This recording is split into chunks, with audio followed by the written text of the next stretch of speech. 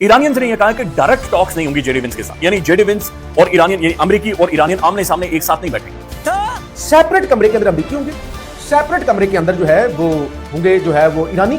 दोनों तरफ से नोट्स एक्सचेंज होंगे, यानी पहले इधर बातचीत होगी, अच्छा अमेरिकन क्या कहते हैं, वो नोट्स लेकर बंदा जाएगा, आगे जाएगी टीम ईरानियंस को देगी, ईरानियन नोट्स लिखकर उसके ऊपर उसको बातचीत करके देंगे, फिर वो टीम लेकर आएगी, वो नोट्स आकर अमेरिकन के सामने रखेगी। तो इनडायरेक्ट टॉक्स होगी, डायरेक्ट कम्युनिकेशन नहीं होगी। पाकिस्तान याद रखिए एक फैसिलिटेटर है और पाकिस्तान ऑफ कोर्स अपने वजन के अलावा या अपने उस कद काठ के अलावा कुछ नहीं कर सकता है। हम इस पोजीशन में नहीं है कि हम किसी को गारंटी दें। नाज़रीन, जेडी विंस जो रोटी खाएगा पाकिस्तान के अंदर, जो चाय पिएगा, वो भी एक अलग से जहाज में आएंगे, वो भी अलग से सीक्रेट एजेंट्स अपने साथ लेकर आएंगे।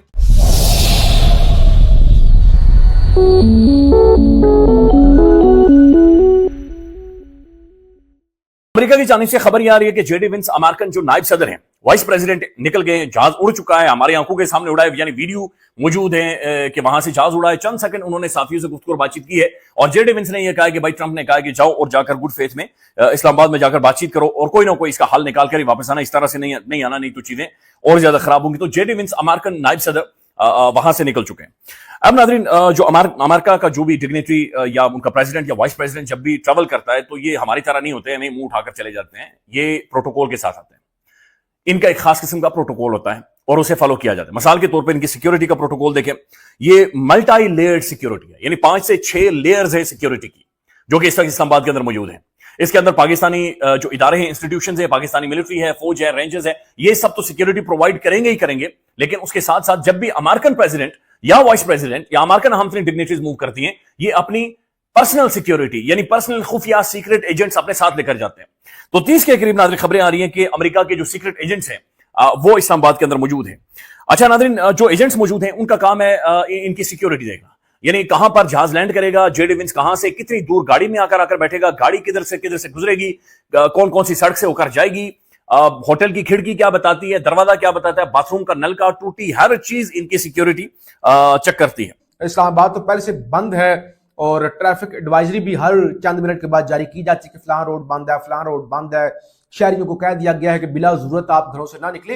रावलपिंडी के अंदर भी कल छुट्टी का ऐलान कर दिया गया है। अच्छा फिर नाज़रीन, जेडी विंस जो रोटी खाएगा पाकिस्तान के अंदर, जो चाय पिएगा, वो भी एक अलग से जहाज में आएगी, वो भी अलग से सीक्रेट एजेंट्स अपने साथ लेकर आएंगे और जो कुक होंगे वो अमेरिकन कुक होंगे, यानी वो कुक भी अपने साथ लेकर जाते हैं। और जहां पर ये खाना शाना उनके बारे में चीजें जो जिस भी किचन में बनेंगी, जहां पर भी बावर्ची खाने के अंदर नाज़रीन बनेगी, वहां पर इनके सीक्रेट एजेंट्स खुद मौजूद होंगे। फिर इनकी टीम्स मौजूद हैं जो कि उस खाने को, पानी को, दूध को, जो भी उसने पीना या खाना है, वो सारी चीज को चेक करेंगे। तो वो सारा प्रोटोकॉल नाज़रीन इस वक्त मुकम्मल हो चुका है और जेडी विंस अगले 15 घंटों में इस्लामाबाद के अंदर पाकिस्तान के दारुल हुकूमत के अंदर लैंड करने वाला है। अच्छा, ईरान ने 2 शराइत, मोहम्मद बाकर कालिबाफ ईरानी असेंबली के स्पीकर, उन्होंने कहा 2 शराइत हमारी मुज़ाकरात से पहले है, ये शराइत पूरी होंगी तो फिर अगली बात होगी, यानी मुज़ाकरात शुरू होने का दारोमदार इन 2 शराइत पर, ये पहले पूरी करें तो हम मुज़ाकरात के अंदर आएंगे या बैठेंगे। नंबर 1 ये है कि लबनान के अंदर जंगबंदी हो, और ये जाहिर है ईरान पहले दिन से कह रहा है। फिर ईरान के जो मुंजमद फ्रीज एसेट्स हैं उनको बहाल किया जाए। ज़ाहिर है अमेरिका और बेशुमार मुल्कों के अंदर 530 अरब से जायद जो एसेट्स थे ईरानियों के, वो यूएई ने फ्रीज कर दिए थे। तो उन्होंने कहा हमारे जितने भी एसेट्स हैं जो फ्रीज हैं, सबसे पहले वो बहाल किए जाए, लबनान के अंदर जंग खत्म की जाए, तो उसके बाद हम जो है वो बात करेंगे। इसके अलावा कोई जो है वो बात नहीं होगी। ये दोनों बातें आपको हमारी माननी पड़ेंगी। यूएस की चॉइस थी, याद रखिए, यूएस की चॉइस थी कि पाकिस्तान के थ्रू नेगोशिएशंस होंगी। ईरान की चॉइस जो थी वो अव्वल नंबर पे कतर वगैरह थे, पाकिस्तान नहीं था या टर्की था। एनीवेज यूएस की चॉइस ने प्रिवेल किया है और जो पॉइंट्स या एजेंडा पॉइंट्स दिए थे ईरान ने वो उसमें शामिल हो गए, तो इस तरह से ये मुमकिन हो पाया है। चाइनीज़ का किरदार बड़ा जो है इसमें इंटरेस्टिंग है। चाइनीज़ बेसिकली फैसिलिटेट कर रहे हैं ईरानियंस को गुफ्तगू की मेज़ के ऊपर बैठने पे, जबकि वो खुद इस डायलॉग का हिस्सा नहीं बन रहे हैं, वो बैकड्रॉप में ही रहना चाहते हैं।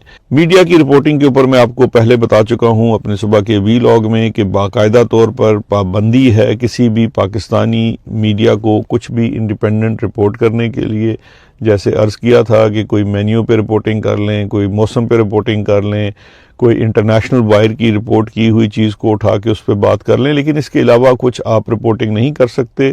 اس کے پازیٹیو پہلو بھی ہیں، نیگیٹو پہلو بھی ہیں۔ پازیٹیو پہلو یہ ہے کہ آف کورس جو اسٹیبلشمنٹ یا حکومت نہیں چاہتی کہ کسی بھی قسم کی کوئی چیز جو پاکستان کے ساتھ منسوب کی جائے وہ وجہ بنے اس ڈائلاگ کے رکنے کی یا اس میں رکھنا ڈالنے کی، جو کہ ایک پازیٹیو چیز ہے۔ نیگیٹو آسپیکٹ اس کا یہ ہے کہ ہماری اسٹیبلشمنٹ آج بھی اتنا ظلم کرنے کے بعد، اتنا مال لگانے کے بعد، یعنی کہ ہر چیز کرنے کے بعد وہ پاکستانی میڈیا کو اس قابل نہیں سمجھتی ہے کہ وہ اس کے اوپر کوئی رپورٹنگ کر سکیں یا وہ کوئی جسے کہنا چاہیے کہ ریزنیبل جرنلزم یا رسپانسبل جرنلزم کر سکتے ہیں۔ تو لہٰذا ان کا جو گٹھ جوڑ ہے وہ انٹرنیشنل میڈیا یا ان کا انتخاب جو ہے وہ انٹرنیشنل وائر ایجنسیز ہی ہیں۔ اچھا، اب اس سارے سیناریو کے اندر جو اسٹیبلشمنٹ ہے جہاں پہ میڈیا کو قابو کرنے میں لگی ہوئی ہے، اور آف کورس پاکستانی میڈیا کا وہ اور ایک اتنی بڑی اپرچونٹی ہے ان کے لیے رپورٹنگ کرنا، انٹرنیشنل لیول پہ رپورٹنگ کرنا، اس کو دبا رہے ہیں۔